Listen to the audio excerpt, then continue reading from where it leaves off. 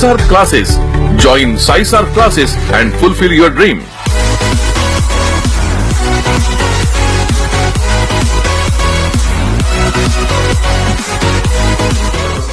Welcome to SR classes.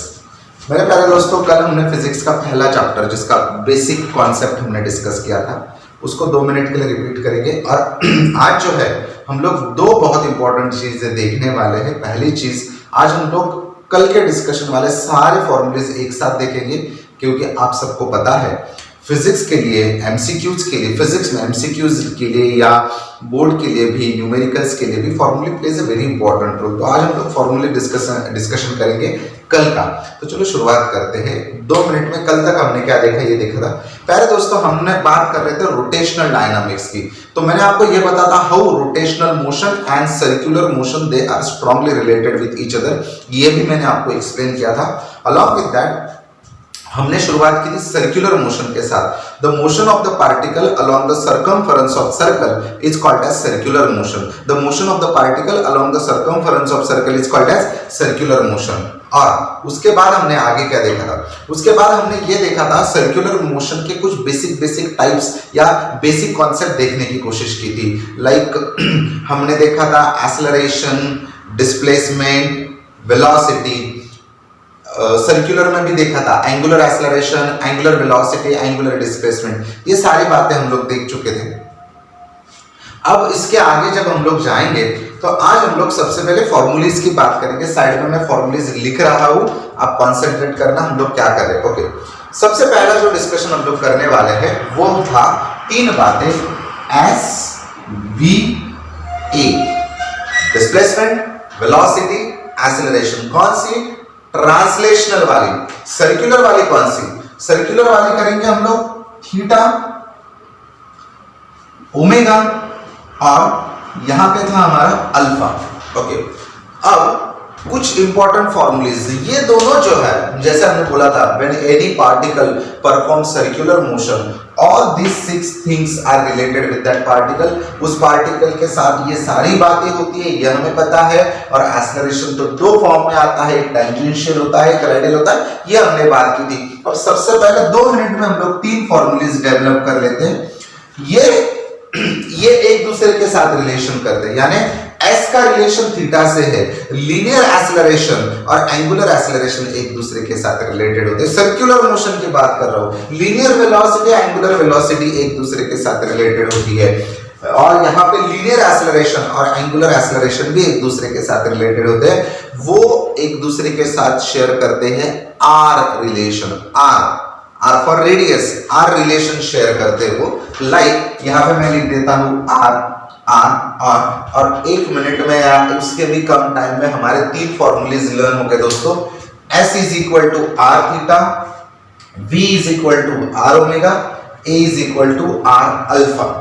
S is equal to R theta, V is equal to R omega, A is equal to R alpha. ये तो हमने 11th में देखी थी। चलो formula list में सबसे पहले इन 3 फॉर्मूलेज को ऐड कर देते हैं। पहला फॉर्मूला मैंने आपको बताया S is equal to R theta. Second formula मैंने आपको बताया वो कौन सा था? V is equal to R omega. It is a very important kind of formula, बहुत बार आपने शायद से इस्तेमाल भी किया होगा, अब भी करेंगे। V is equal to R omega और बाद में A is equal to R alpha. Wait, यहाँ पे A कौन सा एरिया में अभी आपको नहीं बताऊंगा, जब पॉइंट आएगा तब बताऊंगा A कौन सा। यानी मैं बात कर रहा हूं क्या वो रेडियल है, क्या वो टेंजेंशियल है, वो मैं आपको बाद में बताऊंगा। तो पहले ही आपको समझ में आ गया S is equal to R theta, V is equal to R omega, A is equal to R alpha. Okay, अब कल के डिस्कशन वाले बेसिक फॉर्मूलेज खत्म कर लेते हैं। Like 4th one, velocity. अब वेलोसिटी का बहुत बेसिक फॉर्मूला मैं आपको सिखाने वाला हूं। ओके, अब देखो वेलोसिटी का फॉर्मूला डिस्प्लेसमेंट अपॉन टाइम सीखे तो S डिवाइडेड बाय T हम लोग लिख सकते हैं।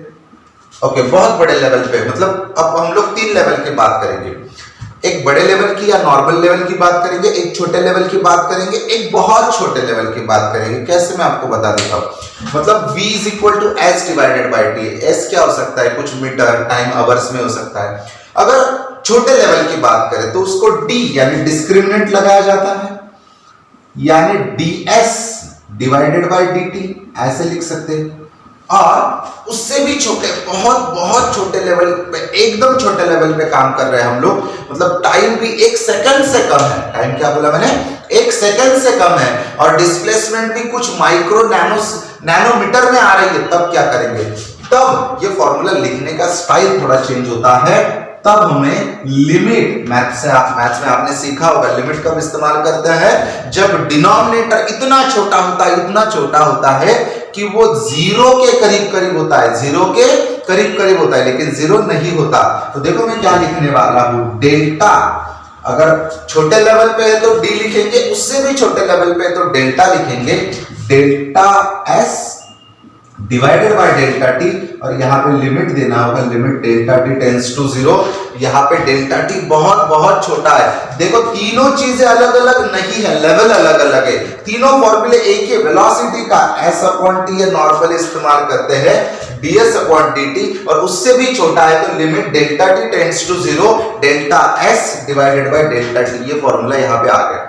और एक बात नंबर 5 की बात करता हूं, एक्सेलरेशन की बात कर रहा हूं। इनका इस्तेमाल है चैप्टर के न्यूमेरिकल्स जब आएंगे तो इनका इस्तेमाल है। फॉर्मूला है v divided by t, velocity upon time, और you can say change in velocity upon time. तो आप ऐसा भी लिखो dv अपॉन dt। ओके, ऐसा भी लिखा जाता है v2 minus v1 divided by t2 minus t1। ऐसा भी चेंज इन वेलोसिटी, तो फाइनल वेलोसिटी माइनस इनिशियल।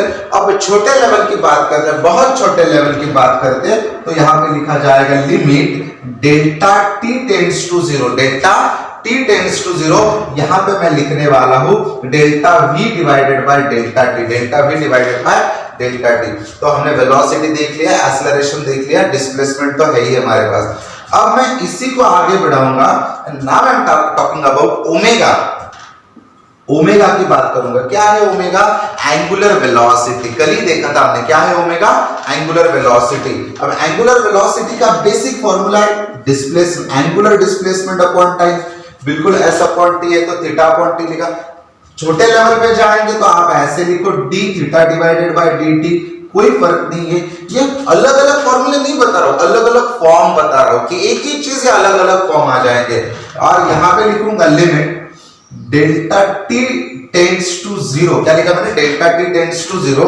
आप लिखो delta theta divided by delta t, delta theta divided by delta t।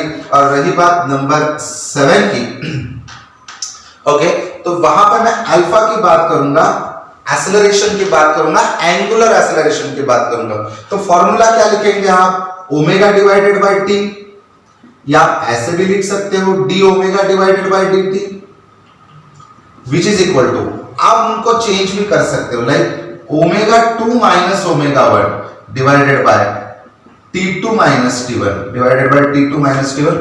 और रही बात लिमिट की, तो लिमिट अगर मैंने लगा दिया बहुत छोटे लेवल पे, limit delta t tends to 0, यहां पे लिखूंगा delta omega divided by dt। एक ही चीज है, alpha is equal to omega divided by T, D omega divided by dt, omega 2 minus omega 1 divided by t2 minus t1, limit delta t tends to 0, D omega divided by dt।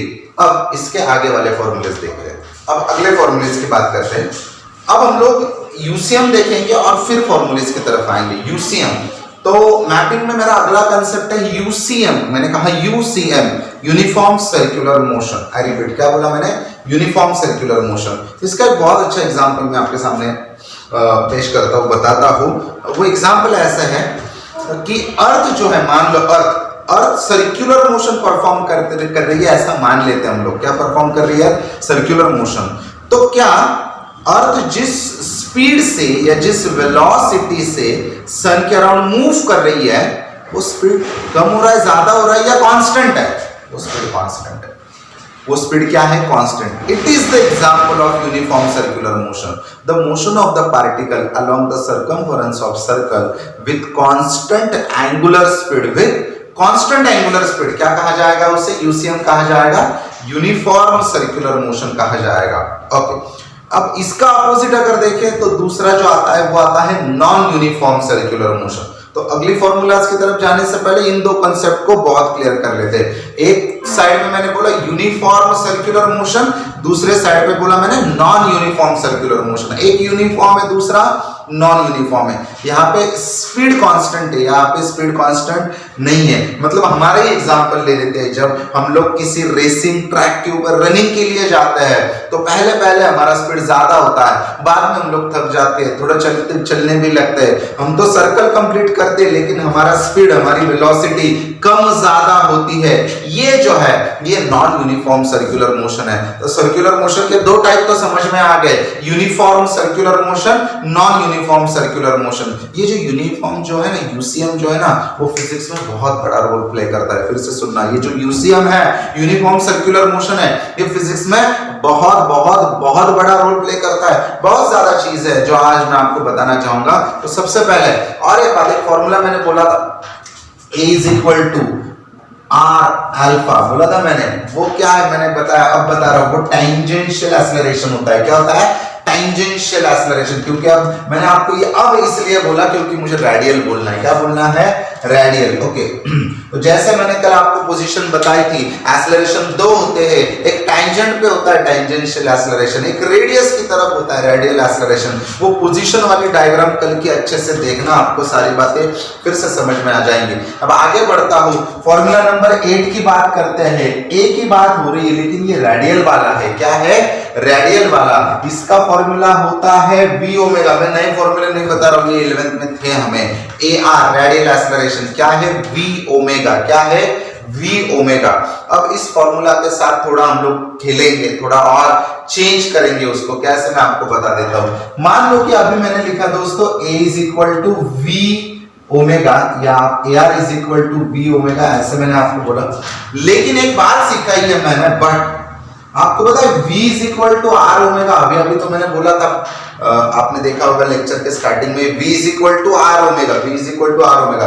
अगर ये v की value इसमें डाल दी, ये v की value इसमें डाल दी, तो क्या हो जाएगा दोस्तों? r ओमेगा इंटू ओमेगा, यानी ar की कीमत हो जाएगी r ओमेगा स्क्वायर। ar की कीमत क्या हो जाएगी? r omega square. यानी ये भी तो हमारा वही फॉर्मूला हो गया। फॉर्मूला नंबर नहीं दूंगा, एक ही फॉर्मूला चल रहा है हमारा, r ओमेगा स्क्वायर। क्या बताया मैंने? r omega square. अगली बात बताऊंगा कि मान लो इसी को थोड़ा और चेंज कर देते हैं। ओके, अब आपको पता है v ar is equal to v omega.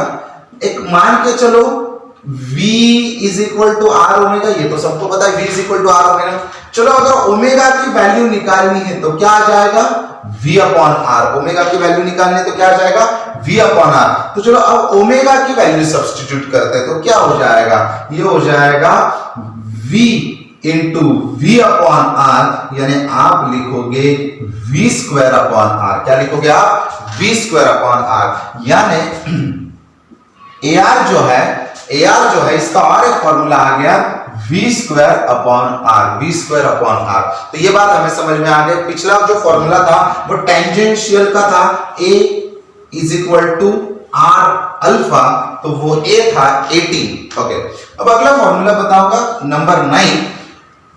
अब बहुत बार एमसीक्यूज में स्पेशली इस तरीके से पूछा जाता है, रेडियल एक्सेलरेशन इतना इतना है, या वो शायद से निकालना पड़ेगा, टेंजेंशियल एक्सेलरेशन निकालना होता है, लेकिन पूछा जाता है टोटल एक्सेलरेशन। क्या बोला मैंने? पूछा क्या जाता है?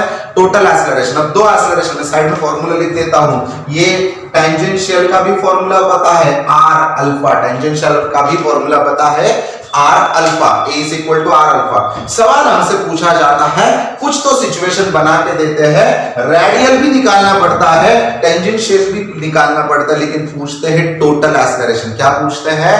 Total acceleration. ओके, तो टोटल एक्सेलरेशन का भी फॉर्मूला बताऊंगा। ये सारे फॉर्मूले 11th में हो चुके हैं, नई कुछ बात नहीं कर रहा हूं, ये बेसिक बात चल रही है। रूट के अंदर अब क्या आ जाएगा, अब आ जाएगा AR स्क्वायर AT स्क्वायर। बहुत इंपॉर्टेंट एमसीक्यू आ चुके हैं इस फॉर्मूला के ऊपर। It is the total acceleration in case of circular motion. मैं रेडियल की नहीं बात कर रहा हूं, अब मैं टेंजेंशियल की नहीं बात कर रहा हूं, मैं दोनों का कॉम्बिनेशन। तो सवाल ऐसा भी पूछा जाएगा what is the total acceleration, तो मुझे ना रेडियल पता होना चाहिए, टेंजेंशियल पता होना चाहिए, नहीं तो वो निकालेंगे और दोनों का इस तरीके से कॉम्बिनेशन करेंगे। अब ये कैसे आएगा वो भी बता दूंगा।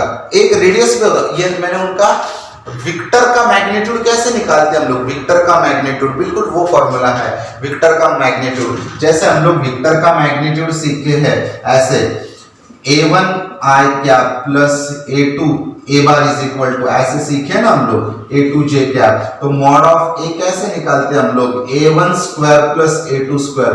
बस विक्टर के लेवल पे, क्योंकि यहाँ पे भी विक्टर ही है, उनको डायरेक्शन है, तो ये इस्तेमाल करके हमने ये निकाला AR square plus AT square. ये फॉर्मूला हम लोग हमने देखा। अब बात करेंगे दो चीजों की, फ्रीक्वेंसी, पीरियोडिक टाइम, वो भी हमें पता है। टाइम, पीरियोडिक टाइम का मतलब, अगर मैंने आपसे सवाल पूछा अर्थ को सन के अराउंड अगर एक पूरा राउंड कंप्लीट करना है तो कितना टाइम लगता है, तो ऑन एन एवरेजली एक पूरा साल लगता है। 1 ईयर हम लोग कंसिडर करते हैं, उसे 365 डेज कंसिडर करते हैं। यानी अर्थ आज के दिन, आज की तारीख में स्पेस में जिस पोजीशन पे है, अगले साल वही पोजीशन पे आ जाएगी। एवरेजली एक साल कंसिडर करते हैं हम लोग, ऑन एन एवरेजली 365 डेज हम लोग कंसिडर करते हैं अर्थ को एक राउंड कंप्लीट करने के लिए। फिजिक्स की लैंग्वेज में या सर्कुलर मोशन में उसे कहा जाएगा पीरियोडिक टाइम। क्या कहा जाएगा, periodic time. The time taken by particle और ऑब्जेक्ट, कुछ भी ले लो यार, the time taken by particle और object to complete one revolution, it is called as periodic time, it is called as periodic time। तो उसका भी फॉर्मूला है periodic time का। ओके, नंबर 10, periodic time का भी फॉर्मूला आता है T is equal to 2 pi upon omega. अब ये भी एक्सप्लेन करूंगा ये कैसे आता है। ओके, अब मान के चलो एक पार्टिकल जो है सर्कुलर मोशन परफॉर्म कर रहा है, तो अगर पार्टिकल इस पोजीशन से निकला पूरा इसी पोजीशन पे आ गया, तो यार एंगल कितना कवर किया, फिर से एक बार पार्टिकल इस पोजीशन से निकला और पूरा सर्कल उसने अगर कंप्लीट किया तो एंगल कितना किया, थीटा कितना हुआ, तो आप कहोगे सर 2 पाई 360 डिग्री एक सर्कल जो। अब उसको टाइम कितना लगा, तो टाइम जो है टाइम स्मॉल टी वो कैपिटल टी, जितना लगा होगा उसको पीरियोडिक टाइम कहेंगे। अब अगर वेलोसिटी निकालनी है, वेलोसिटी, एंगुलर वेलोसिटी, तो एंगुलर वेलोसिटी ओमेगा का फॉर्मूला हम लोग सीखे हैं थीटा अपॉन टी। लेकिन थीटा की वैल्यू पूरे एक सर्कल में कितनी आ गई, 2 पाई आ गई, और अपॉन टाइम के जगह हमें क्या लेना है, पीरियोडिक टाइम। तो omega is equal to 2 pi upon T, ये भी एक ओमेगा का फॉर्मूला है, और उसी को अगर मॉडिफाई किया तो ये फॉर्मूला याद रखना, T is equal to 2 pi upon omega, वो भी मैं लिख देता हूं 11 नंबर का, omega is equal to 2 pi upon T. Okay, periodic time. अब रही बात फ्रीक्वेंसी की, फ्रीक्वेंसी क्या होती है, the number of revolutions perform by particle in unit time. फिर से एक बार, बहुत सिंपल है, the number of revolution, explain भी करूंगा, टेंशन नहीं लेना है। The number of revolutions perform by particle in 1 second in unit time is called as frequency of revolution. क्या कहा जाएगा, फ्रीक्वेंसी। एग्जांपल देना चाहूंगा, जैसे हम लोग घर में देखते हैं हमारा फैन बहुत स्पीड से घूमता है। ओके, तो हम जब देखते हैं तो हमें समझ में नहीं आता कि कितने रिवॉल्यूशंस हो रहे, लेकिन ऐसा कुछ तो किया और काउंट करने की कोशिश किया, 1 सेकंड में कितने राउंड कर रहा है। फिर से एक बार, क्या बोला मैंने, 1 सेकंड में कितने राउंड कर रहा है वो, मतलब 1 सेकंड में 1 राउंड कंप्लीट कर रहा है, 2 राउंड, ये बताना यानी फ्रीक्वेंसी बोलना। फ्रीक्वेंसी बोलना यानी 1 सेकंड में वो पार्टिकल कितने सर्कल कंप्लीट कर रहा है, वो 1 सर्कल कंप्लीट कर रहा है या 10 सर्कल कंप्लीट कर रहा है। मान लो एक पार्टिकल बहुत स्पीड से घूमता है, 1 सेकंड में 10 बार घूमता है। क्या बोला मैंने, 1 सेकंड में 10 बार घूमता है, तो उसकी फ्रीक्वेंसी 10 हर्ट्ज हो गई, यूनिट है उसका हर्ट्ज। तो ये भी हमें पता है, बहुत बेसिक चल रहा है, फॉर्मूला चल रहा है आज के लेक्चर में, और आज मैपिंग भी करेंगे चैप्टर का हम लोग। ओके, तो अभी मैंने बोला आपको 12 नंबर का formula, n is equal to 1 upon T, n is equal to 1 upon T. Okay, तो आपको तो आप क्या कर सकते हो, मतलब n जो है t का उल्टा है तो इस फॉर्मूला को उल्टा कर दो, यानी 13 नंबर का फॉर्मूला आ जाएगा। इस फॉर्मूला को उल्टा अगर मैंने कर दिया तो इस फॉर्मूला को उल्टा कर दिया तो n इज इक्वल टू आ जाएगा ओमेगा डिवाइडेड बाय 2 पाई। ओके, और 14 नंबर का भी एक फॉर्मूला 1/t जो है 1/t, उसको उसके लिए मैं n डाल सकता हूं, यानी ओमेगा का फॉर्मूला आ जाएगा 2 पाई n। क्या आ जाएगा ओमेगा का फॉर्मूला, और इसी से रिलेटेड एग्जांपल भी है वो हम लोग कल के लेक्चर में देखने वाले, omega is equal to 2 pi n। तो ये जो है आज का हमें बेसिक डिस्कशन करना था।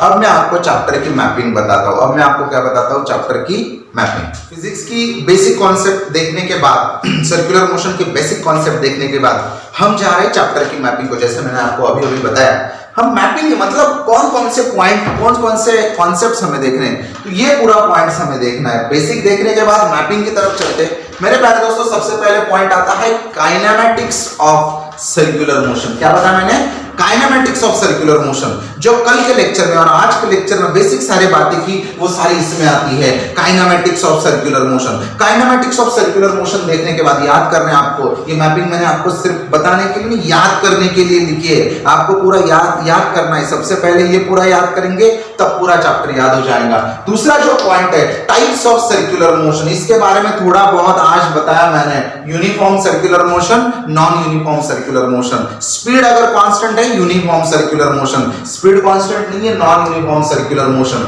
तो अब तक कितने पॉइंट बताए मैंने, 2।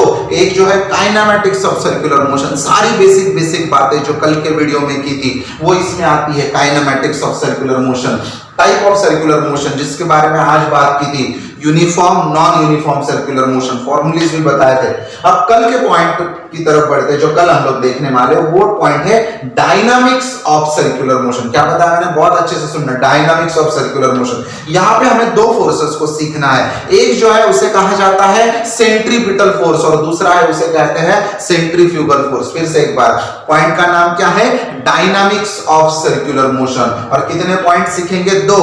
पहला सीखेंगे सेंट्रीपिटल फोर्स, सेंट्रीफ्यूगल, कोई भी पार्टिकल है उसमें ये दोनों फोर्स होते हैं जो अगर वो सर्कुलर मोशन परफॉर्म कर रहा है। कल की बात है ये dynamics of circular motion, centripetal as well as centrifugal force. आगे चलते हैं। अब 2 पॉइंट है लेकिन बहुत बड़े-बड़े, अब 2 पॉइंट है बहुत बड़े-बड़े। कौन से मैं आपको बताता हूं। पॉइंट का नाम है application of UCM, application of uniform circular motion. Uniform circular motion तो सीखे आज, लेकिन इस्तेमाल कहां होता है, अप्लाई कहां होता है, वो भी तो देखना होगा।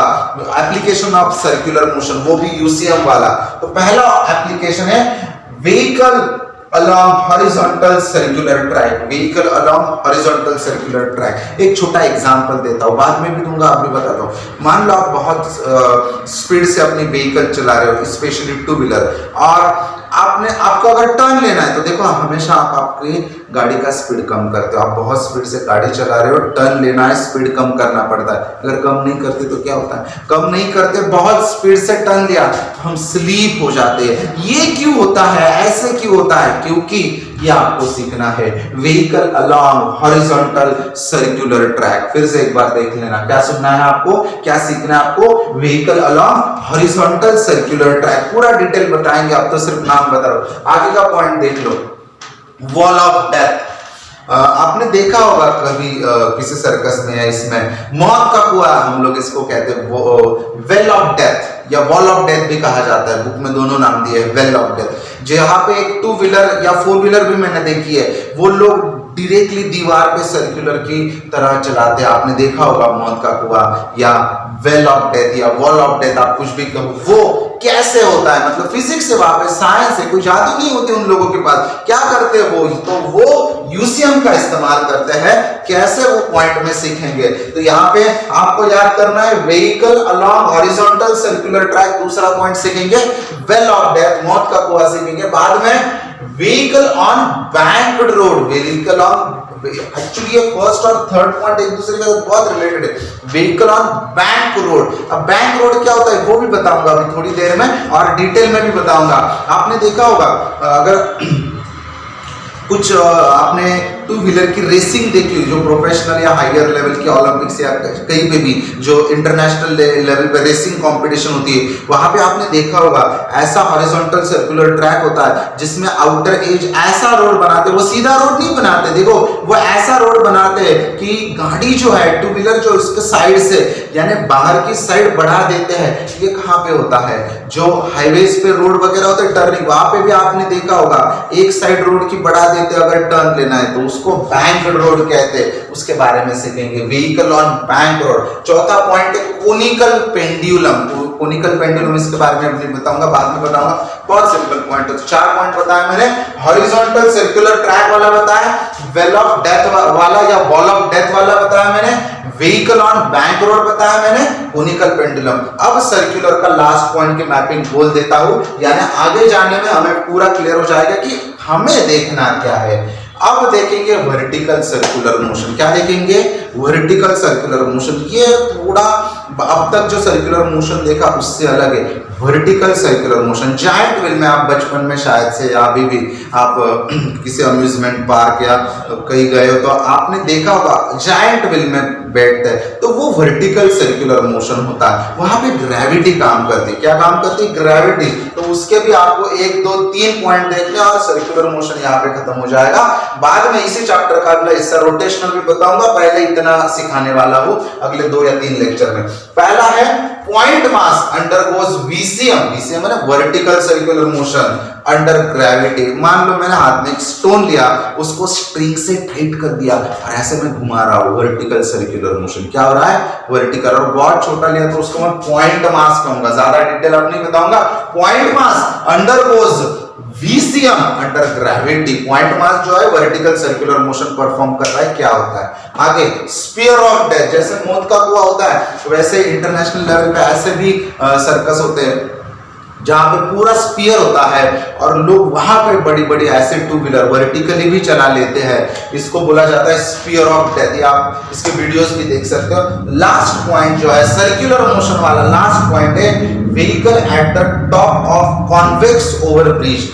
अगर देखो स्पीड ब्रेकर पे हम लोग चलते, देखो तो स्पीड ब्रेकर पे जब अगर गाड़ी का स्पीड कम नहीं किया तो हम लोग एक उछाल एक बाउंस फील करते हैं। वो बाउंस क्यों होता है? क्या है उसमें? और ऐसा अगर रोड बना और गाड़ी उस पे चलाई तो क्या फर्क होता है? इसके ऊपर भी एमसीक्यू आते हैं, एंट्रांस में, जेई में आते, नीट में आते हैं। तो ये बहुत इंपॉर्टेंट पॉइंट बता रहा हूं। Vehicle on the top of convex over bridge. ऐसा रोड है तो क्या होगा? तो ये चैप्टर का मैपिंग था kinematics of circular motion. Circular motion के 2 type, uniform non uniform. Dynamics में 2 फोर्स देखने, सेंट्रीपिटल सेंट्रीफ्यूगल। यूसीएम के एप्लीकेशन 4 बहुत सिंपल। हॉरिजॉन्टल सर्कुलर ट्रैक याद करना है, वेल ऑफ डेथ याद करना है, बैंक रोड याद करना है, कोनिकल पेंडुलम याद करना है। और वर्टिकल सर्कुलर मोशन के कितने पॉइंट? 3। पहला जो है पॉइंट मास ऐसे घुमाया तो क्या होता है, दूसरा स्पीयर ऑफ डेथ, और लास्ट वाला जो है vehicle at the top of convex over bridge. So आपको आज का लेक्चर समझ में आ गया होगा। ये चैप्टर का मैपिंग फॉर्मूला और कल का बहुत अच्छे से करेंगे। ये चैप्टर बहुत अच्छे से सिखाऊंगा, बिल्कुल आपको टेंशन लेना, पूरा दिमाग में चला जाएगा। Okay, thank you so much. See you.